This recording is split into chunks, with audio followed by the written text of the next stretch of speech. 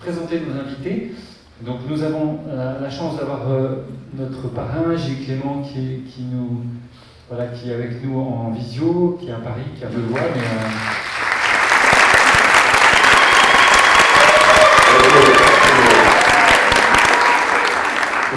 qui est l'auteur, comme je l'ai rappelé ce matin, du concept de jardin planétaire et qui a proposé cette idée d'école. Sans lui, on n'aurait pas fait tout ça. Donc on a lancé la deuxième après celle de Viry-Châtillon. Voilà. Ensuite, nous avons Francis Allais, que vous avez entendu tout à l'heure, qui est une botaniste.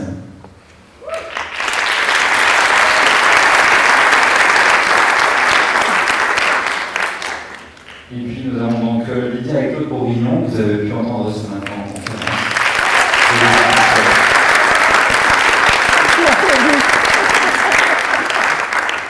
Et enfin Didier Vincenot, qui est agronome et qui travaille à La Réunion depuis fort longtemps.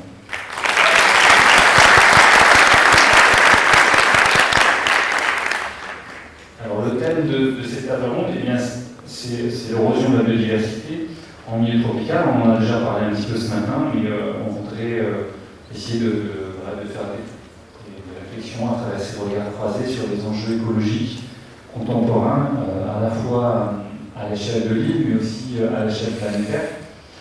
Alors, pour simplement rappeler dans quel contexte on est, inutile de trop rentrer dans le détail, mais on entend quand même beaucoup dire qu'on est à l'heure actuelle dans un début d'une 6e extinction de masse.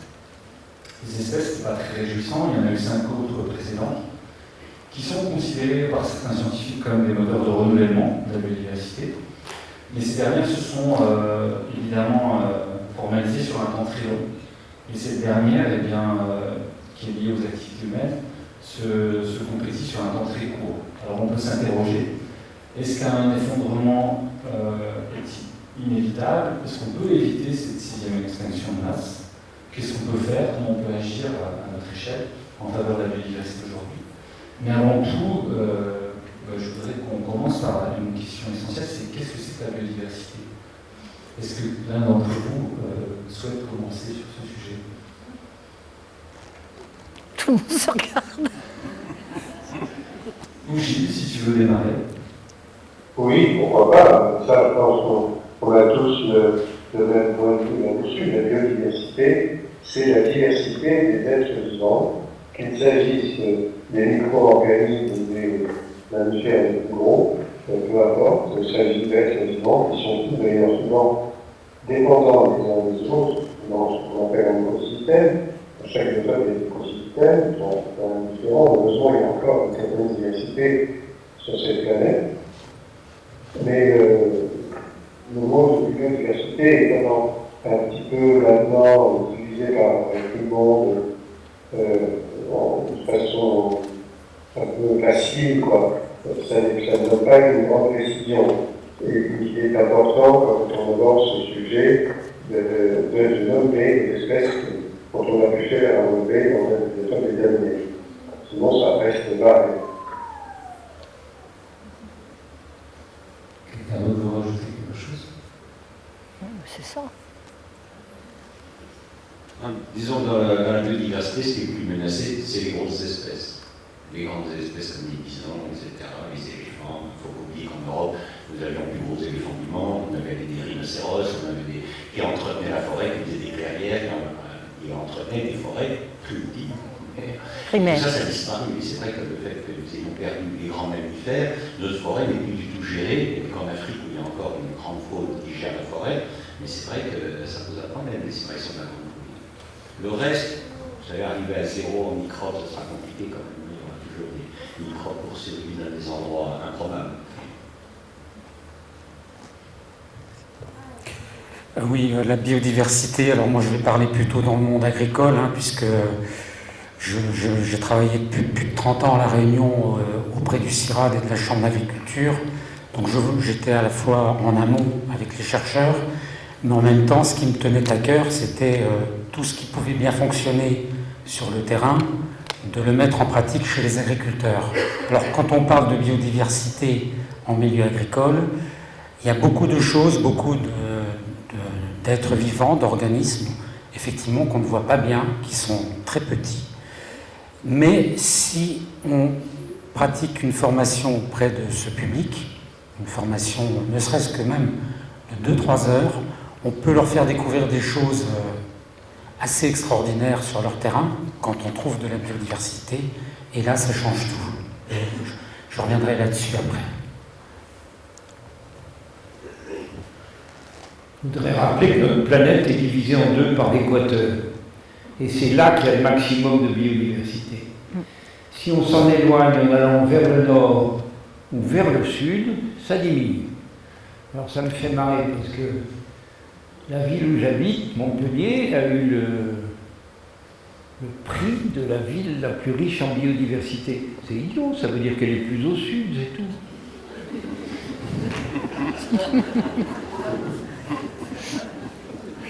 Non, mais j'en veux beaucoup à l'éducation nationale, parce que si les gamins ne connaissent pas la biodiversité, c'est parce qu'on ne leur la montre pas. Ils ignorent même les arbres les plus habituels, même de la cour d'école, ils ne savent pas ce que c'est. Quant aux animaux, je vois beaucoup de gamins qui ont peur des insectes. Les insectes volants, ça les terrifie. Eh bien, c'est le boulot de l'école de les familiariser avec ça et de leur montrer à quel point c'est beau et intéressant. Bon, enfin.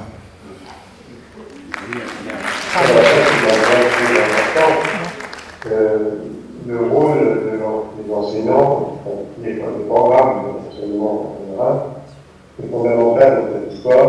Il y a eu une disparition de l'enseignement sur le vivant depuis maintenant de nombreuses années, ça fait presque une trentaine d'années, que ça n'existe pratiquement plus, jusqu'à ce qu'on arrive à interdire aux enfants d'aller dans une cour d'école où il pourrait y avoir un air de cours. Oui, on avait tenu. On a mis l'asphalte, on a tous fait visiter, et on leur a interdit de toucher à la terre. Qui est complètement fou. Alors maintenant, ça a changé un tout petit peu récemment, mais pendant une vingtaine d'années, on a été dans cette situation-là, qui est dramatique. Parce que là, on est vraiment dans une situation différente. Donc, il y a quelque chose de tout à fait important. Je voudrais rappeler une petite loi qui est la loi de Humboldt, qui permet de comprendre la biodiversité. Humboldt a fait une loi en disant plus vous montez vers le nord, moins il y a d'espèces, et plus elles sont abondantes. Les grands bancs de morues de Terre-Neuve, les quelques espèces de résineux qu'il y a dans la forêt boréale, elles sont en quantité immense. Vous allez vers l'équateur, vous avez une grande richesse d'espèces, mais très peu de représentants de chaque espèce. Et sinon, vous nagez sur un banc de corail, vous verrez une diversité de poissons fantastiques, mais jamais en grand banc comme vous avez sur les morues. Donc ça, c'est vraiment la loi de Humboldt.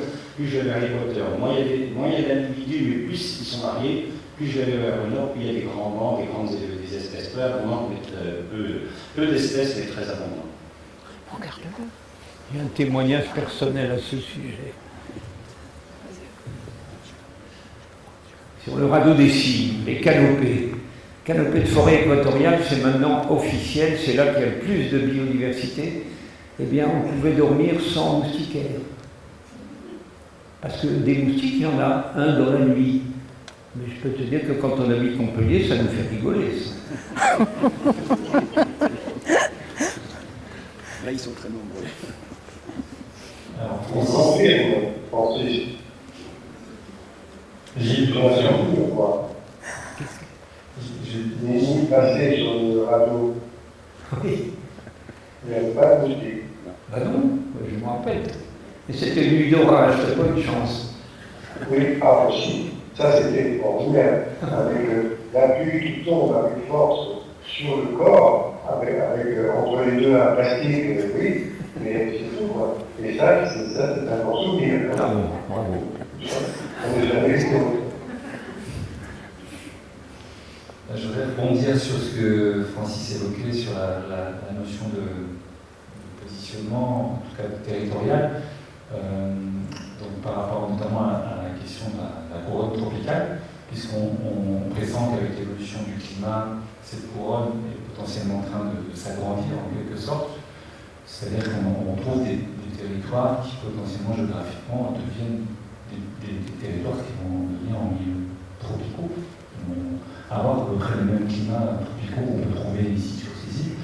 Et j'aimerais avoir vos avis sur le rapport à l'érosion de la biodiversité, puisqu'on sait que la migration des espèces est en lente, en tout cas des espèces végétales. Est-ce que ça risque d'accroître l'érosion? Ou au contraire, ça peut provoquer une forme de dynamisation? C'est difficile. Moi, j'ai un point de vue,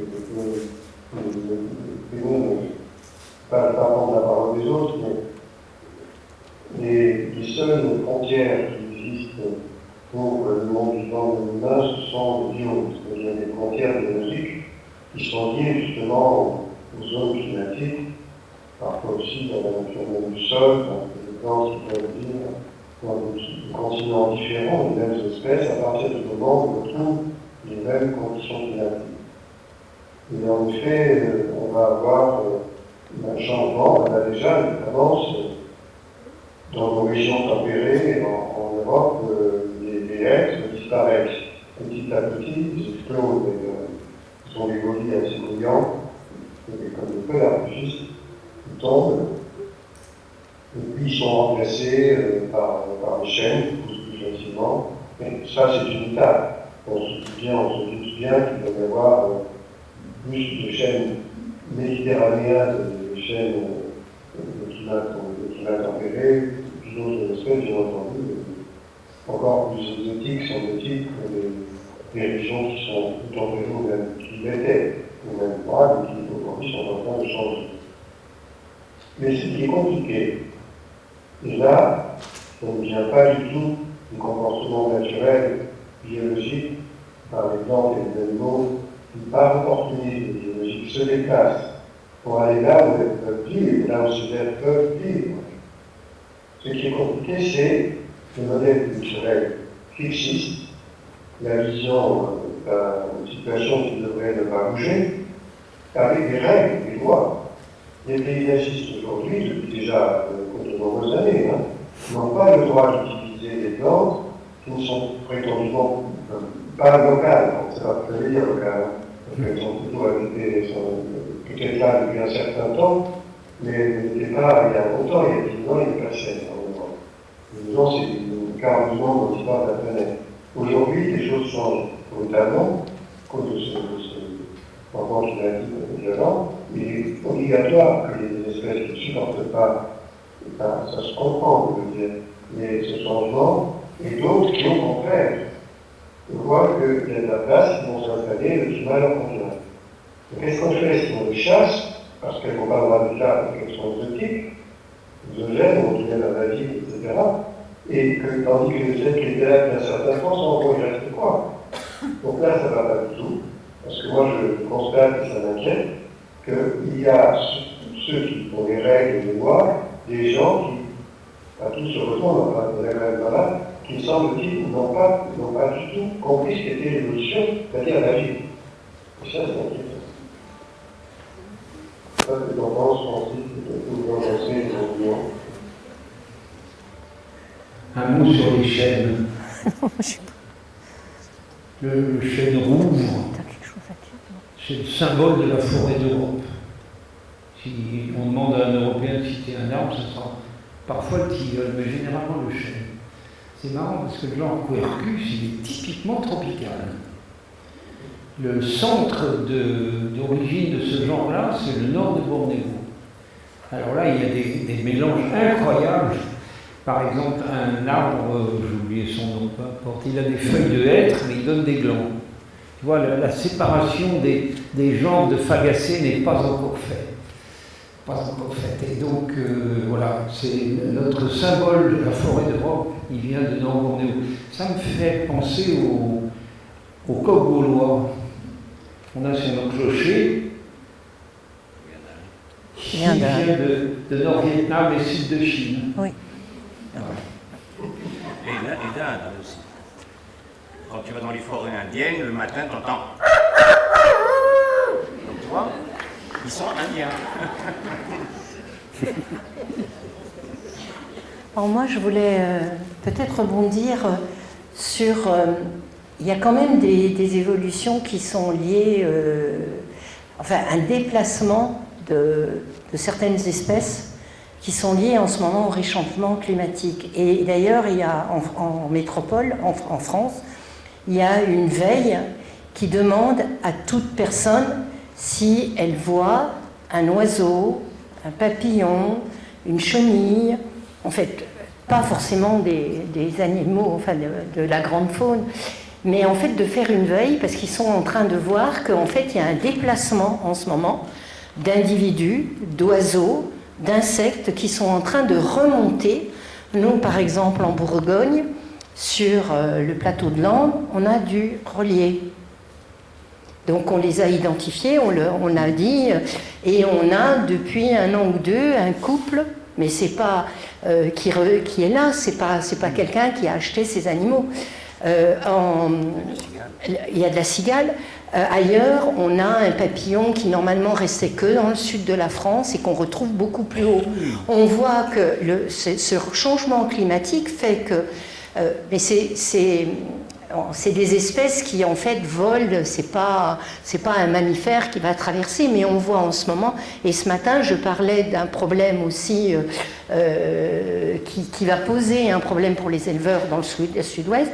C'est un moucheron qui est parasité d'un virus qui en fait n'existait qu'en Afrique du Sud, qu'en Afrique, et qui rend malades tous les ruminants. Mais en Afrique du Sud, c'est passé au Maroc, c'est passé en Espagne, et en ce moment, on a ce problème qui touche les éleveurs du Sud-Ouest, c'est plus au niveau du Sud-Ouest. Et ce matin, j'en ai parlé.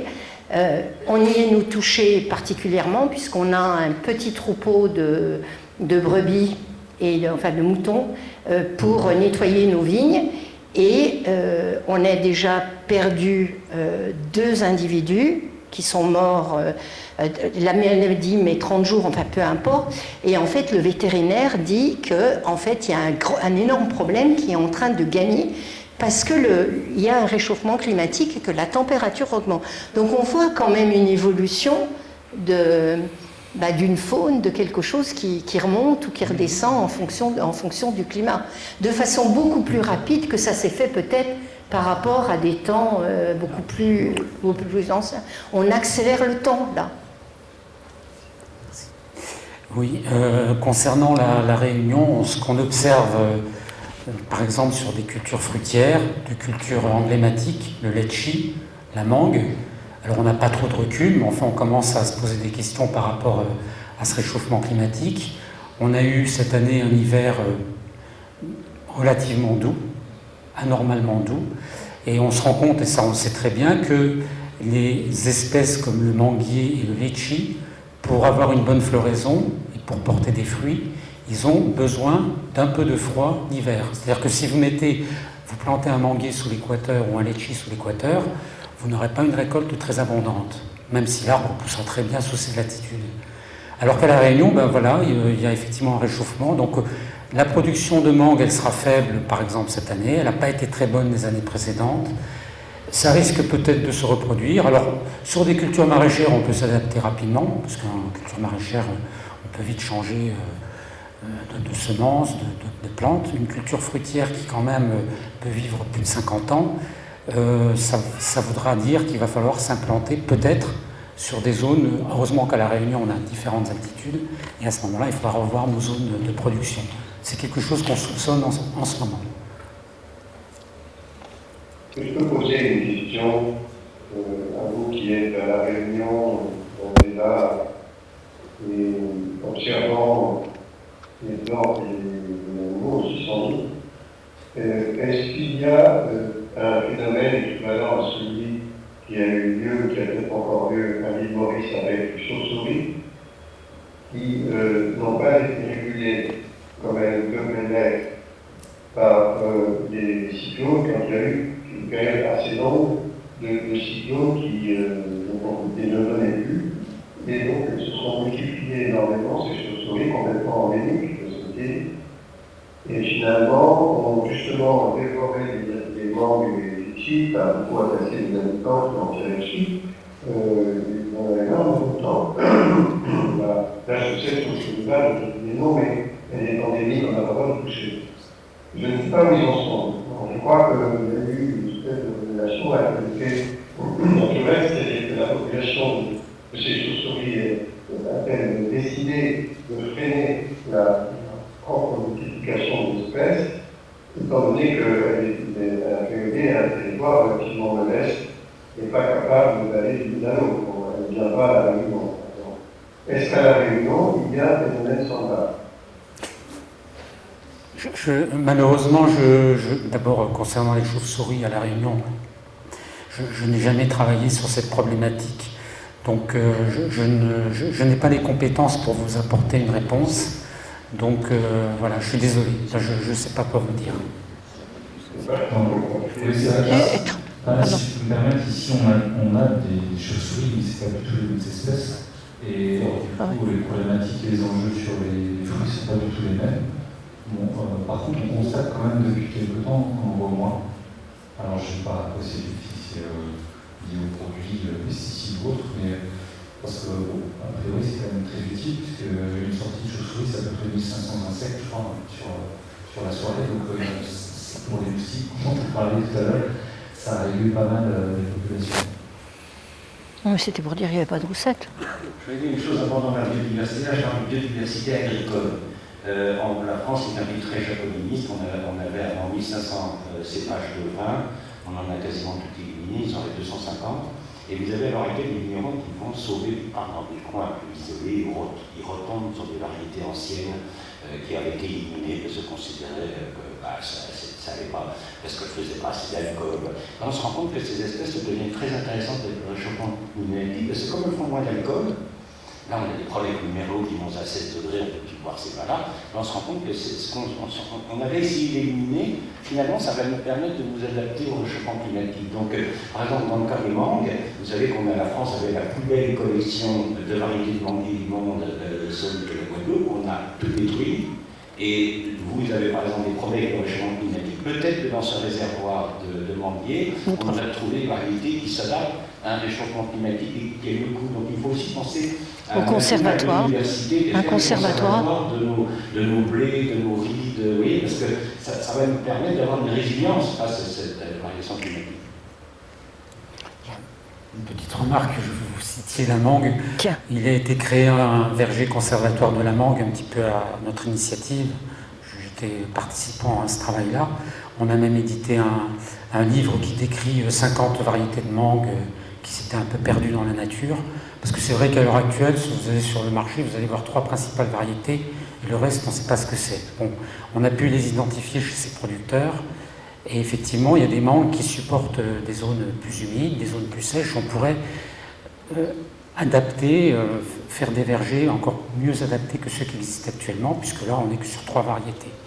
Donc il y a un travail qui a été fait, et cette collection il y a une partie de cette collection qui se trouve au lycée de Saint-Paul, lycée agricole de Saint-Paul, et une autre partie, puisqu'elle était scindée en 2 parties, cette collection qui se trouve à l'Armée Flore, qui est un institut technique d'expérimentation fruitière et légumière horticole. Donc il y a quand même une initiative de préservation, on en a conscience. C'est important. Oui, c'est important. Oui, mais enfin, Vassal, à cause de l'argent, on ne va pas tout garder. Alors, ce qu'on constate dans vos propos, c'est depuis le début de cette table ronde, c'est qu'on a, en essayant de définir la biodiversité, on se rend compte que c'est assez difficile parce qu'il y a une pluralité de biodiversité. Et puis au fond, il faut l'appréhender un peu dans sa dynamique. C'est tout sauf statique, finalement, la biodiversité, globalement à l'échelle planétaire, comme le disait Gilles tout à l'heure. Et alors, on peut s'interroger maintenant sur la manière dont on peut finalement essayer d'agir, parce qu'on a tous envie de préserver, en quelque sorte, cette biodiversité. Alors, faut-il aussi laisser faire, comme tu le suggères aussi dans le projet, ou intervenir? Faut-il continuer à tenter de comptabiliser comme on essaie de le faire un peu partout, et au point d'être dans une sorte de quantophénie, c'est-à-dire de tout vouloir quantifier partout, alors que c'est en plus en mouvement. J'aimerais bien avoir votre avis sur ça. Je prends le micro parce que je l'ai. En matière agricole, enfin auprès du monde agricole, la première chose à faire pour préserver la biodiversité, c'est la connaissance auprès du monde agricole, auprès des paysans, auprès des agriculteurs. Il faut leur apprendre à connaître le milieu dans lequel ils vivent, parce qu'il y a plein de bestioles, il y a plein de choses qu'en fait qu'ils ne connaissent pas, parce qu'ils détruisent souvent par l'usage des pesticides. Donc il y a un énorme travail de connaissance, parce qu'à partir du moment, je m'en suis rendu compte, qu'on apprend aux agriculteurs à reconnaître ce qu'ils ont dans leur milieu, déjà ça les sensibilise, ils se posent des questions. Et certains, après, n'osent même plus utiliser un produit phytosanitaire, ou le font d'une manière beaucoup plus circonspecte. Donc il y a un très gros travail de sensibilisation et de formation à faire auprès de ce public. C'est pour moi une des choses qui va peut-être jouer le plus en milieu agricole sur la préservation de la biodiversité. Voilà, j'avais une autre idée, mais elle vient de m'échapper, ça me reviendra. Alors moi, je suis d'accord avec vous, mais je vais mettre un petit bémol, c'est que au niveau des agriculteurs, vous dites il faut qu'ils apprennent à connaître ce qu'ils ont dans leur ferme. Mais il faut quand même savoir que depuis un certain temps, la plupart des agriculteurs n'ont pas une biodiversité au niveau de leurs céréales, au niveau de leurs plantes, puisqu'en fait, ils ne travaillent que par des clones. Les clones, c'est le jumeau, de jumeau, de jumeau, de jumeau. Donc c'est la même chose. Donc je suis d'accord qu'il faut leur apprendre, mais en fait, cette connaissance de ce qui était avant, Claude, ce matin, parlait des métais, c'est-à-dire qu'il y avait plusieurs variétés de blé, on n'en cultive que 2, je crois. Pareil pour vous parler des mangues, on n'en cultive que 3. Donc vous voyez bien que, bien sûr qu'il faut apprendre dans le monde agricole, et chez tous les agriculteurs, de reconnaître ce qu'ils ont, mais en fait, ils n'ont plus, je dirais, le dictionnaire ou la connaissance d'autres choses, d'autres semences, d'autres céréales qui pourraient être mises. On parlait de la vigne, mais c'est pareil pour les blés, c'est pareil, il y a eu une période où même des agriculteurs, des céréaliers qui mettaient des variétés anciennes n'ont pas eu le droit de les semer. Donc en fait, il y a quand même une législation au niveau de la France. On parle du, comment il s'appelle, le livre qui qualifie toutes les semences qui sont autorisées. Il y a un catalogue, du GNIS, je cherchais, il y a un catalogue. Si vous sortez encore maintenant de ce catalogue pour essayer de faire quelque chose, c'est très compliqué. Pour les cépages, par exemple, bon, vous allez dire, on essaie de travailler dans la biodiversité. On est allé à Vassal demander des plants qui n'existent pas et qui sont voire interdits à la plantation. Pourquoi interdire un patrimoine depuis très longtemps en disant mais pourquoi vous voulez planter ça ? Pourquoi vous voulez en faire du vin? On ne dit pas forcément déjà, on voudrait en faire un conservatoire, puisqu'il y a une demande par exemple de ce conservatoire à Vassal qui va être transposé dans un autre endroit avec un climat très particulier.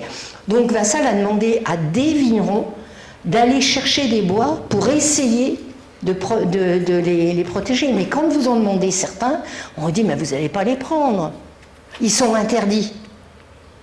Donc je suis d'accord, mais je mets un point d'interrogation. Oui, alors moi je parlais dans le contexte réunionnais. Quand même. Je parlais dans le contexte réunionnais qui est totalement différent. Là, je n'évoquais pas de grandes cultures. Je parlais notamment des productions fruitières. Et ce que je voulais dire, c'est que... j'ai un trou de mémoire, ça me reviendra, je suis désolé. Ah oui, la Réunion, on a cette chance. C'est qu'on a de petites exploitations à échelle familiale. Et on a donc un patrimoine, on a une biodiversité qu'on peut trouver assez facilement, plus facilement. On n'a pas, à part la canne à sucre, on a plein de petits vergers entourés de haies, plus ou moins enherbés, et là on peut trouver donc des choses qu'on peut montrer aux agriculteurs. Donc pour nous c'est moins compliqué d'agir, parce qu'on agit sur des petites exploitations à l'échelle familiale, où il existe déjà une biodiversité, plus ou moins en bon état. Et donc, voilà, la donne n'est pas la même. Je comprends bien qu'en métropole, en France, sur des grandes cultures, c'est autrement plus compliqué. Oui, si on prend en Europe, si on prend la Hollande, qui a perdu 85% de sa flore, c'est assez compliqué de faire revenir une biodiversité. Comme vous avez déjà la Beauce, c'est pareil, 80-85% de la flore a disparu. Là, ça devient plus compliqué pour restaurer une biodiversité. On a des espaces totalement abiotiques. Il y a juste blé sur blé sur blé sur blé sur blé, plus une haie. Là, c'est sûr qu'on a plus de mal à faire une biodiversité et l'agriculteur n'a pas envie de changer parce que, comme il fait blé sur blé sur blé, il va dire moissonneuse batteuse, il va tout son matériel, ses traitements, les 6 traitements sur le blé, c'est totalement programmé, donc il n'a plus de questions à se poser, il a juste à rentrer, verser ça dans la coque, dans les silos de la coque, et pour lui, c'est comme dit, il fait la rotation blé, Tahiti, Courchevel, c'est sa rotation. Non, enfin, tiens. Un mot sur la forêt. C'est vraiment. Moi, c'est ce qui m'intéresse le Qu'est-ce plus. que tu peux être agressif Par suite du fait qu'il y a plus de biodiversité là qu'ailleurs. Quelle que soit la latitude, tu vas dans une forêt, c'est là qu'il y aura le maximum d'espèces animales et végétales. Ouais. Et on a un problème en France, c'est que la forêt dépend du ministère de l'Agriculture. Eh oui. Et ça me déçoit profondément, parce que ça, on n'empêchera pas de penser que ça veut dire qu'ils ont une idée derrière la tête. Ben oui, on la gère. Est-ce Il y a qu'on une pourrait pas culture. changer ça? Eh oui, ben on en dit d'une autre façon. Oh, mais les autres, ça va être pareil. Ministère de la Culture, le meilleur ministère de la Culture. Oui, parce qu'en fait, ça devient une agriculture, c'est une sylviculture. Voilà, on l'exploite. Les plantations, ça tombe dans le domaine de l'agriculture, je suis d'accord. Mais C'est complètement. C'est de l'agriculture. Ouais. On met maintenant des pesticides et on met des engrais, et bref, ça devient vraiment de l'agriculture. Oui, exactement. Donc là, ça, d'accord, mais la forêt naturelle, la forêt originelle, elle n'a rien à faire dans l'agriculture. Oui, mais elle est gérée, elle est coupée, elle est semée, elle est plantée. On fait. Bah non, alors c'est plus une forêt. Oui, mais c'est mis dans le même nom. Mais derrière tout ça, ça cache en quelque sorte un petit peu, enfin, ça démontre notre rapport au vivant, en quelque sorte. C'est-à-dire quelle approche on peut avoir à la fois entre nous humains et les non-humains.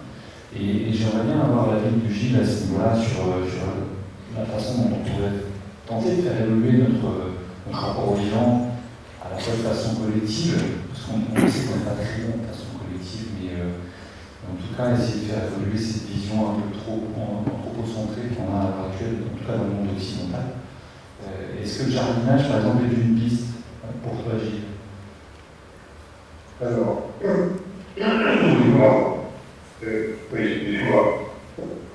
le jardinage est une piste à partir du moment où on ne regarde pas le jardin comme une composition purement esthétique, avec une composition architecturale, avec des alénements qui viennent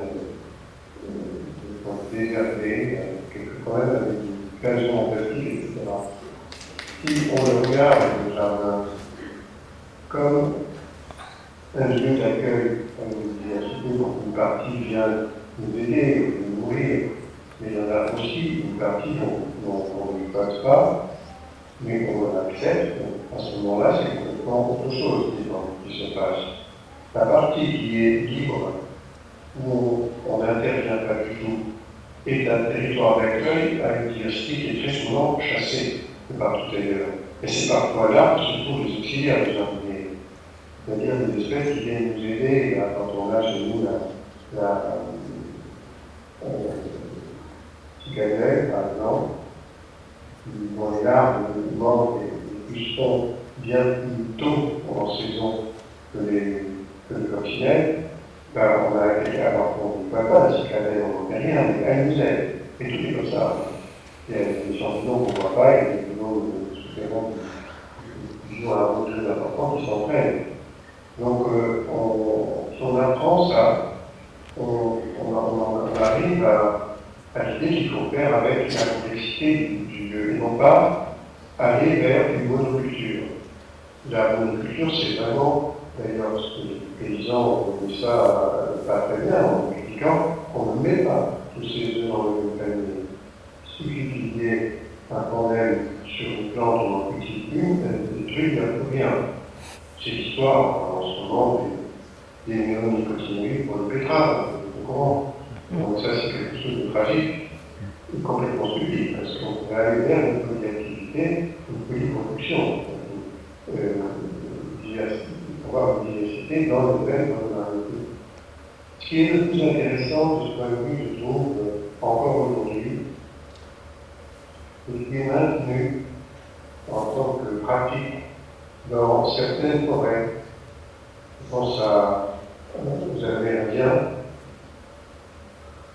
pense aussi, évidemment, Francis connaît bien la situation, parce que Radotti, il a commencé ses missions en Guyane. Moi, je suis allé en Guyane il n'y a pas très longtemps, j'ai découvert, même encore aujourd'hui, extraordinaire par une diversité, une présence, tout l'ordre animal, absolument tout. Mais il y avait aussi, dans l'ordre un peu, des humains qui interviennent dans ce milieu. Sauf qu'on ne voit pas l'intervention. On ne voit pas du tout. Et on croit même que rien, il n'en a jamais eu, et on a peut-être pour primaire. Et puis finalement, quand on analyse, c'est peut-être une forêt qui est secondaire finalement, ou qui est en tout cas, où les humains interviennent malgré tout. Mais ça ne se voit pas. Et ça, c'est merveilleux. C'est quelque chose d'extraordinaire. La chakra, c'est le nom qui est donné pour ce territoire, où certains Amérindiens arrivent, cueillent, plantent, et on ne voit pas. On ne le voit pas. Et ne détruisent absolument aucun écosystème et pas du tout le sol. Le sol est maintenu de façon merveilleuse parce qu'il y a encore tous les arbres, beaucoup, qui restent après tomber et fabriquent un humus. Il n'y a pas d'évaporation avec la montée des sels minéraux qui créent des sols stériles terribles. Quand on fait ça, à l'échelle industrielle, c'est horrible. Mais là, ça n'a rien à voir. Donc on est effectivement dans une méthode qui est artisanale, mais qui fonctionne extrêmement bien avec une diversité étonnante. Mais c'est pas du tout à l'échelle industrielle. C'est pas très connu, les sociétés humaines, disons, issues de l'Europe, qui sont venues s'installer et exploiter les territoires avec des visions industrielles. Francis, tu voulais ajouter quelque chose? Non, je suis d'accord avec lui. Tu es d'accord. Alors, moi, je voulais vous évoquer quelqu'un c'est une philosophe qui s'appelle Corinne Pelluchon, peut-être que vous la connaissez, qui a écrit un ouvrage assez récemment qui s'appelle Réparer le monde qui est vivant. Et en fait, elle insiste sur la démarche d'envisager, tenter de changer suffisamment les mentalités pour que le système change. Et donc, elle part du principe qu'en maniant les représentations, en changeant les modèles de production, de réflexion, on peut faire advenir des changements structurels au sein de la société. Et ça passe par un changement effectivement, de mentalité, donc il faut toucher les modes de représentation. Donc il faut s'attacher à la question culturelle, en quelque sorte. Et donc, est-ce qu'il ne faut pas, quelque part, qu'on se réconcilie un petit peu avec nous-mêmes dans notre rapport au vivant, c'est-à-dire une sorte de prise de conscience un peu de la matérialité de notre existence, se dire que voilà, peut-être qu'il faut inventer un nouvel humanisme, je ne sais pas, dans ce rapport humain-non-humain. Qu'est-ce que vous en pensez? Dans les lycées agricoles, on arrive à des systèmes qui justement éloignent les gens de ce que tu présentes. Par exemple, on était dans un lycée qui était spécialisé sur le cochon. Après le cours, on va manger avec les professeurs et on voit tous les enfants qui jettent beaucoup, qui gaspillent beaucoup d'aliments. Et Lydia leur dit, mais c'est super, comme ça, tout ça, ça part au cochon. Et le directeur du lycée dit, non, on n'a pas le droit de donner ça aux cochons, les cochons reçoivent du soja d'Argentine. Là, on a pensé. Et alors Lydia leur dit, mais est-ce que vous avez compris le message que vous donnez à vos élèves? La bouffe est tellement dégueulasse qu'on ne la donne même pas aux cochons. Donc, est-ce que vous croyez que vous allez faire avancer la mentalité de l'élève si vous traitez ça? Et on a eu la même chose avec un lycée qui travaillait sur les abricots dans la région de Valence. Il n'avait pas le droit de manger les abricots qu'il cultivait. Donc, c'est ça qu'il faut faire. Oui, il faut que l'élève soit fier de ce qu'il cultive, qu'il soit fier de ce qu'il élève, mais pas qu'on lui dise non. Les fromages, pareil. Les fromages, pareil. Il faut absolument, je sais pas, c'est comme si dans une école de menuiserie, une fois qu'il a fini sa table, on la casse et on la jette à la poubelle. Le gars, il n'aura plus envie de faire une table. Vous voyez, je pense qu'il faut qu'on change ce genre de mentalité. Il faut qu'ils soient fiers de leur métier et non pas honteux.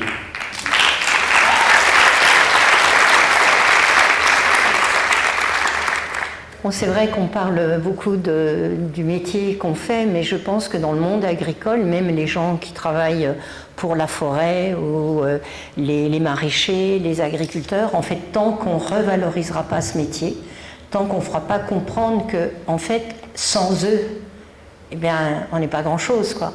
Parce que, d'abord, ils nous nourrissent, mais on est habillés, on est logés. Et on a tellement rabaissé ce métier. Nous, ça fait 35 ans qu'on tourne, presque, oui, un peu plus. Et que, en fait, quand on entendait un agriculteur ou un maraîcher qui nous disait « Ah, mais surtout, mes enfants ne devront jamais faire ce métier », c'est très très dur. C'est-à-dire que l'agriculteur ou l'agricultrice ne portait même pas son métier en valeur en disant bah oui, tu gagneras rien et tout. C'est terrible quand même. Donc ça, c'est quand même ancré dans beaucoup de... C'est difficile chez les jeunes de dire que en fait c'est un métier qui est un très beau métier. C'est le métier, pour nous, c'est les métiers qui s'occupent de la nature, du sol, des arbres, des plantes, des céréales. C'est les plus beaux métiers du monde parce qu'il faut avoir une synthèse du climat, des plantes, les connaître, le sol. Enfin, c'est un métier qui est très très difficile et on en a fait un des métiers les moins valorisants. Tant qu'on ne redonnera pas cette fierté, enfin pas le mot fierté, mais la reconnaissance de ce métier, je pense que ça va être très très dur aussi de faire changer. Il faut que les jeunes soient contents d'aller, de piocher, de cultiver. Et moi, ça a été une des choses qui me choquait toujours, c'est de dire « Ah, mais surtout, mes enfants, il ne faut surtout pas qu'ils fassent mon métier. C'est le pire des métiers. Il ne gagnera rien, il ne sera pas reconnu. Les cutéreux, les ploucs et tout. » Il faut voir quand même ce que ce monde a sur les épaules et il faut changer ça aussi.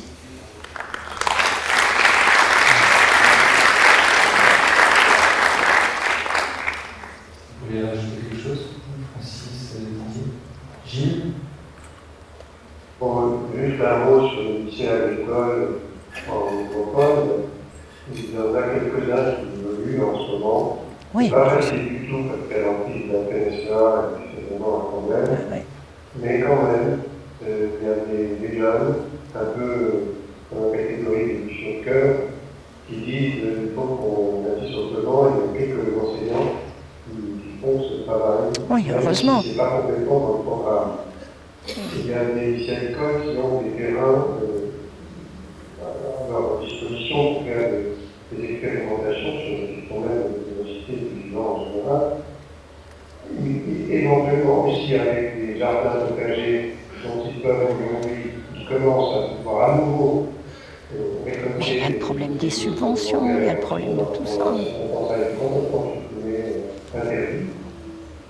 Et là, nous sommes en train de changer un peu. Et les trois enseignants principaux d'un atelier très important sur 6 hectares au lycée agricole de Saint-Bernard-et-Flandre. On travaille sur Heureusement. l'environnement, mais en pratique globale, c'est très intéressant. Ils sont en train de faire un livre là-dessus pour expliquer l'évolution, justement. Donc il a quand même fait des heureusement. Tous les étudiants qui sont sortis de cette promotion de 2004, ça a commencé en 2004, il y en a beaucoup qui, justement, développent d'autres pratiques que celles qu'on a enseignées en art, simplement, donc tout n'est pas complètement perdu. Ah non, mais je n'ai pas dit ça. Hein. Merci. Alors le temps file, on va peut-être passer la parole maintenant au public pour avoir un petit temps en dernière conclusion. Si vous avez Mais il a quand même dit que les professeurs le font pas dans le cadre de... C'est quand même compliqué.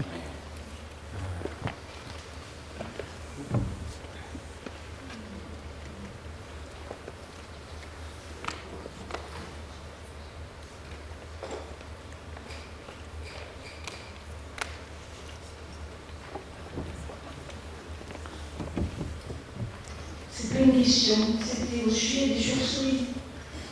À Maurice, ils ont été complètement envahis par les chauves-souris suite à des années effectivement sans cyclone, et ils ont eu, je crois, l'autorisation de tuer la moitié des chauves-souris qui existaient. Donc ça a fait hurler les écologistes du monde entier. Et puis il faut savoir que les chauves-souris, il y en a de deux types. Les petites chauves-souris insectivores, et à Maurice, ils étaient envahis par des grosses chauves-souris frugivores, des roussettes. C'est ces roussettes qui ont été... je pense que la moitié ont pu être tuées. Et par, je ne sais pas si c'est par chance, en tout cas des chauves-souris de Maurice, sont arrivés à La Réunion suite à un cyclone. Les chauves-souris ne sont pas des très beaux voyez, mais là, elles ont été entraînées à La Réunion par un cyclone. Et une petite population qui s'est installée dans un endroit secret parce qu'on a peur qu'elle soit tuée par les gens qui ont des vergers. Il y a une petite population qui s'est installée et qui a l'air de commencer à coloniser à peu près toute l'île. Mais pour l'instant, elles sont peu nombreuses, elles ne posent pas trop de problème dans les vergers. Il faut savoir aussi qu'à La Réunion, il reste davantage de forêt qu'à Maurice, et à La Réunion, elles peuvent manger des fruits de la forêt sans s'attaquer forcément aux vergers. Alors qu'à Maurice, elles n'avaient que les fruits des vergers à manger. Mais on peut les manger, c'est bon, hein, la roussette. Oui, c'est bon. C'est bon, ça se mange. Ça se mange aux Seychelles encore. Et à La Réunion, si les chauves-souris frugivores ont disparu, c'est parce qu'elles ont été toutes mangées. C'est excellent. Les mammifères frugivores, c'est bon. Mais tu vois, ils sont obligés de les protéger parce qu'ils ont peur.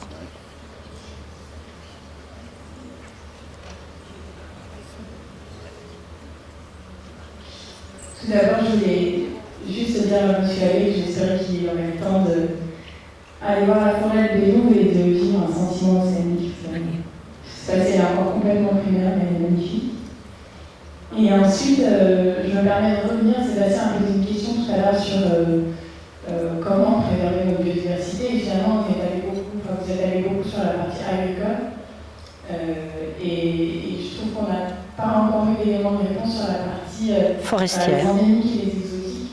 Moi, je suis agricultrice, je prends des endémiques et je fais des exotiques en milieu sauvage, justement pour essayer d'aller dans le sens de cette préservation de la biodiversité. En fait, quand je vous entends, j'ai l'impression que ce n'est pas forcément une solution, puisque finalement, il faut peut-être laisser l'environnement s'adapter et pas aller dans ce sens-là. Donc, est-ce qu'on peut revenir un petit peu sur cette question de la préservation de la biodiversité, mais plutôt à l'échelle sauvage? J'ai pas compris la question. Sur la biodiversité, la préservation à l'échelle sauvage. Oui, tout ce que tu veux sur les plantes indigènes, tout ça. J'ai eu la chance, moi, de vivre pendant pas mal d'années dans l'endroit le plus riche en biodiversité de la planète, les canopées des forêts équatoriales.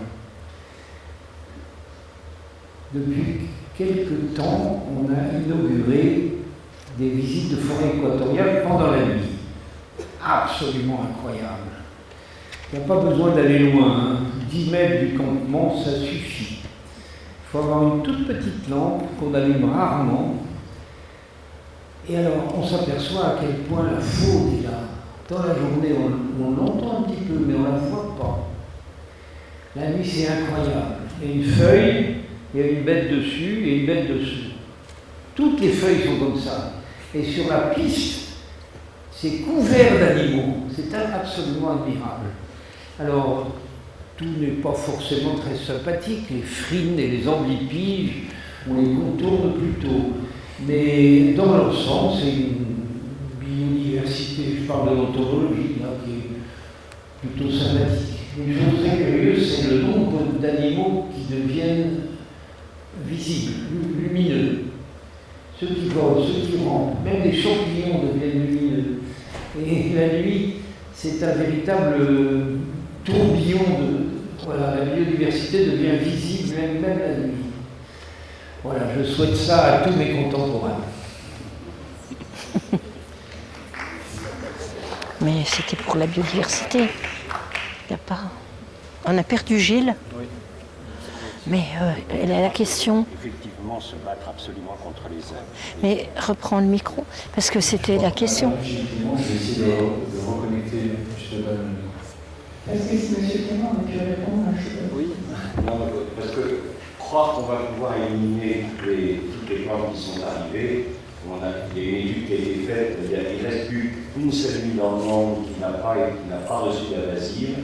C'est une île qui appartient à la Hollande, qui est dans le sud de l'Atlantique, au-dessous de l'île Saint-Hélène.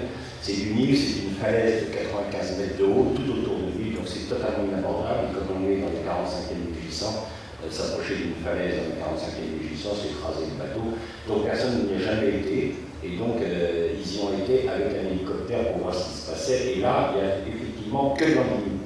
C'est la seule, un petit caillou au milieu de l'Atlantique. Tout le reste a été, l'homme a circulé, voyagé, les vents ont porté.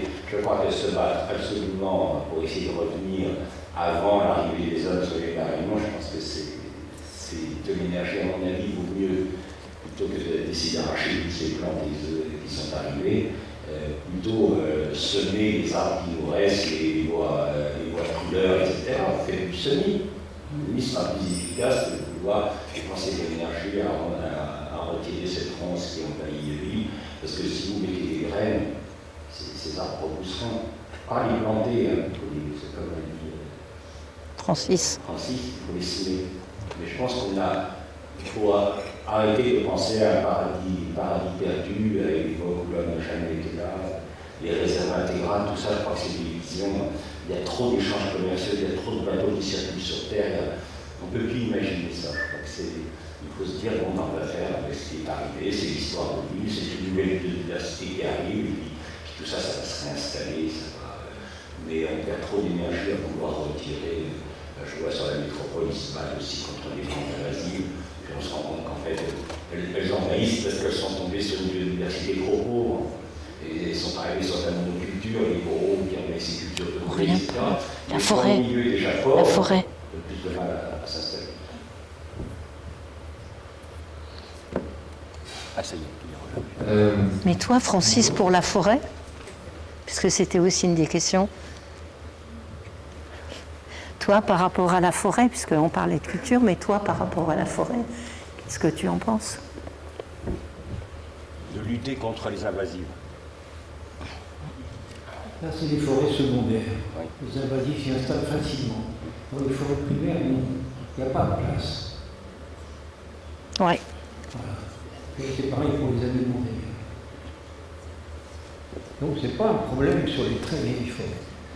C'est un problème sur les plantations et les forêts récentes. Voilà. Concernant la Guyane, j'ai une très mauvaise nouvelle. Il est question que l'énergie qui va servir à envoyer les fusées soit prélevée sur la forêt. Alors ils font des abattages, ils font des petites boules de bois, voilà. C'est pour de l'énergie en effet, et puis ça rase des grands secteurs de forêt et on met là des arbres à croissance rapide de manière à ce que le cycle soit accéléré. Voilà, on va utiliser la forêt elle-même pour faire démarrer des fusées. Alors que pendant très longtemps on a accusé les pays tropicaux de ne pas savoir conserver leur forêt. Voilà, maintenant que c'est l'Europe qui fait la même bêtise. Et pour la biodiversité, c'est dramatique, parce qu'effectivement, la forêt guyanaise, elle est magnifique sur ce plan-là. Et bon, si elle a tout, c'est fini. Vive les colonies. C'est vrai. Je ne sais pas si tu nous entends, on t'avait perdu, mais on t'a retrouvé. Mais ton micro est coupé. Mais je viens de le remettre. Voilà, on t'entend, c'est parfait. Bon. Est-ce que tu veux intervenir justement sur cette question du rapport des indigènes exotiques? Je ne sais pas si tu as entendu la dernière question de... Oui. Alors, j'ai donné déjà un peu un point de vue sur les questions de brassage planétaire de début, par opportunité biologique, des plantes qui font fait le voyage depuis toujours sur la planète, s'installent là où il y a une possibilité pour elles de s'installer.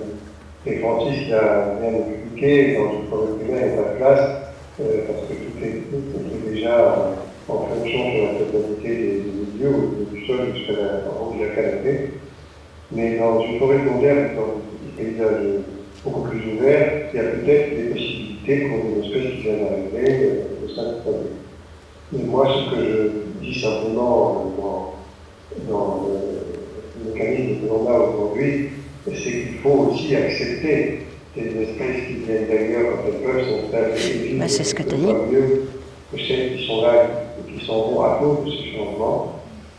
Et qui pourraient, quand on est petit, quand on s'en occupe, avoir moins besoin d'eau, moins besoin d'intro dans l'alimentaire, mais pas que ça, quoi. Et donc là, je me répète, un peu étonné du fait qu'on établisse des listes comme si les aspects devaient être un peu fixes, quoi. C'est la vision fixiste du monde, alors que tout est en train de changer, mais tout a toujours changé. Mais là, ça va un peu plus vite. C'est ce que j'ai dit. Merci à toi. Et à l'île de la Réunion, je vais juste finir. À l'île de la Réunion, j'ai fait une étude sur la route du Baïdo, en partant du niveau de la mer jusqu'au sommet. On franchit énormément de régions du monde, dans une sorte d'index du jardin planétaire, qui commence à l'Australie en bas avec des fils à eau, et on finit en haut avec du Lex europaeus, des ajoncs, des pinots, qui sont typiquement des flancs d'Europe, des plantes évidemment originaires de ces mondes tropicales. Puis on traverse cette incroyable forêt de mimosa, de Phila, comment on l'appelle en réunionnais. Le tamarin. Et c'est une plante dont on ne sait pas comment elle est arrivée, parce que c'était un volcan. Un volcan se crée, et puis ensuite, petit à petit, des plantes arrivent, des bateaux, des oiseaux, etc. Mais là, ici, on pense que peut-être arrivé aux Australie, je ne fais pas de voyage. Il fallait qu'il y ait un acteur, un transporteur d'oiseaux, je ne sais pas, pour arriver à semer quelques graines sur ces nouvelles des années, évidemment, je suis bien d'accord. Mais tout est en évolution, en transformation comme ça. Donc on va en arrivant de l'Australie en bas jusqu'à l'Europe en passant par l'espèce indigène, finalement, les camarades qui existent là, ce qu'on voit là. Et puis on traverse aussi des zones un peu en dessous où on rencontre des espèces d'Amérique latine et ainsi de suite. Donc on est vraiment dans une illustration du brassage planétaire. C'est bien beaucoup d'activités humaines qui accélèrent en général cette mécanique du brassage qui existe de toute façon, indépendamment. Mais beaucoup plus lente, effectivement. Alors, ça peut créer des dégâts, ça peut créer des écosystèmes émergents, équilibrés et utiles. Et c'est ça les deux, et on est relativement mal informé là-dessus parce qu'on n'a pas suffisamment de retour, ça prend du temps. Le fameux temps dont parle Francis. Tiens beaucoup. Ouais. Merci à toi, Gilles.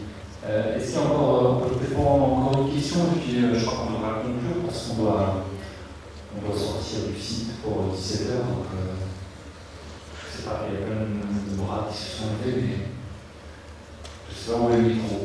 C'est moi qui ai le micro. On parle de biodiversité, de la nature. On est, nous, un jeu collectif d'agriculteurs, chez Viticulture Réunion, et on a souvent des gens qui viennent nous voir en nous disant qu'il faut sauver la planète, qui ont cette peur-là, que c'est une angoisse. Ça l'est, effectivement, et ça doit être, c'est un moteur, mais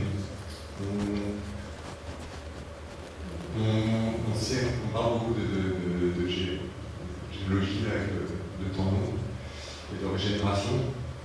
Nous, on a le sentiment que la biodiversité qui est la plus facilement accessible, là, c'est la diversité des individus, et que ça doit passer par là, ça doit passer par ce changement-là, ce changement de paradigme, ce que fait les jardins planétaires aussi. Et voilà, donc on encourage par l'éducation à changer les mentalités, à faire en sorte que les humains de demain deviennent des gens qui vivent en symbiose avec leur environnement. Et du coup, ça aura un impact plus positif et direct sur les écosystèmes et la biodiversité de manière générale. C'était pas une question.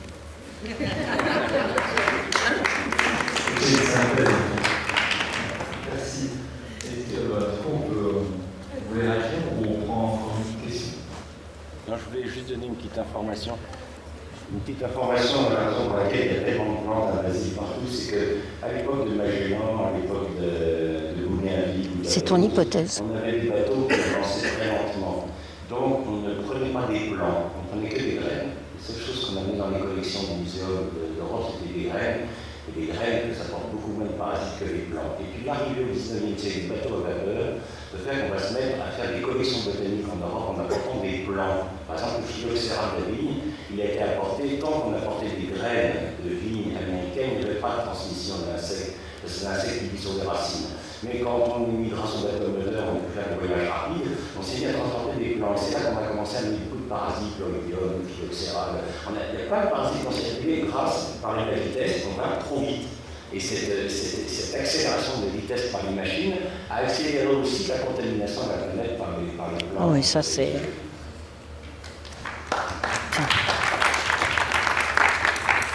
Dans ce que vous venez de dire là, les transports justement, la modernisation, le tourisme, fait qu'on a aussi rentré des fruits, des denrées alimentaires chargés de bêtes indésirables. Et à La Réunion, par exemple, avant 1900, avant le début du XXe siècle, il existait une espèce de mouche endémique de l'île qui vivait dans les contreforts du volcan. Donc c'était une petite mouche qui piquait quelques petits fruits sauvages. Et puis là, aujourd'hui, on est en 2023, on a une bonne dizaine d'espèces de mouches des fruits et légumes qui occasionnent des dégâts quand même très importants. C'est pas facile à gérer, on peut utiliser des méthodes agroécologiques. Mais le problème, c'est que la plupart des agriculteurs se tournent vers des solutions d'urgence, faciles entre guillemets, donc à ce moment-là, ils utilisent d'énormes quantités de pesticides. Donc on est un peu tous responsables, hein. Les transports, les voyageurs, le tourisme, on ramène des fruits contaminés, et bien du coup on est obligé de traiter davantage. Avant que les gens passent à l'agroécologie, ça va encore prendre un certain temps. Voilà. Concernant l'avenir de la biodiversité, il y a au moins un point sur lequel on peut être optimiste. C'est la classe en plein air. Ça se fait dans pas mal de pays maintenant. Je crois que la Suisse est très en avance sur les autres. Mais en France, ça prend, et je m'aperçois qu'il y a pas mal de pays d'Europe où on fait la classe en plein air, quel que soit le temps. Eh bien, ça, c'est un bon moyen pour que les enfants prennent l'habitude de fréquenter la biodiversité. En Camargue, il y en a une superbe qui attire des gens du monde entier. Et voilà, les gamins, à Volpierre. Ils ont la classe en plein air, mais ils s'occupent de bestiaux, Les champs du possible. Ils font des jardins. Je ne sais pas si tu connais ça. Oui, c'est Volpierre. Voilà. C'est Volpierre. Ben, ceux qui sortent de là, je pense qu'ils auront le plus grand respect pour la diversité biologique. Ah, je voudrais dire, on peut dire que là, quand il plante plein air, quand même, c'était... En fait, finalement, en résumé, ça passe beaucoup par l'éducation. Ah, complètement. Et puis, peut-être qu'il faut qu'on ralentisse, qu'on soit peut-être un peu moins actif pour être un peu plus doux dans nos rapports aux gens et dans nos mouvements, quelque part. Donc, je ne vais pas faire une synthèse parce qu'on n'a plus trop le temps, mais je voudrais surtout remercier nos invités, Paul Gilles en distance.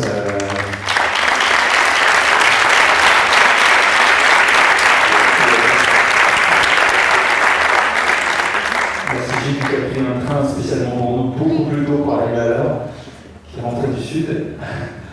Merci à toi Francis, merci à Didier, merci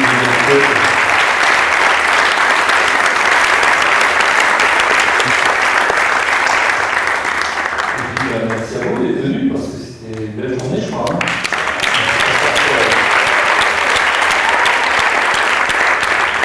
J'espère que vous avez passé des bons moments. Ah oui. Donc, je ne sais pas si je vais vous dire rendez-vous dans 20 ans, mais pour les enfants, en tout cas, tu chanteras. Dans de belles choses. En tout cas, sur la biodiversité, on essaiera de créer un nouveau lien, ça c'est sûr.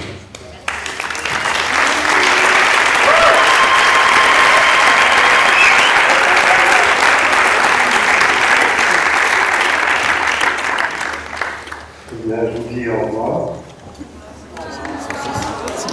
Au revoir. Salut. Salut Gilles. Ne bouge pas tout de suite. On va faire une petite photo et ce serait bien que tu sois dessus, même sur l'écran. C'est toi qui il a le plus grosse tête.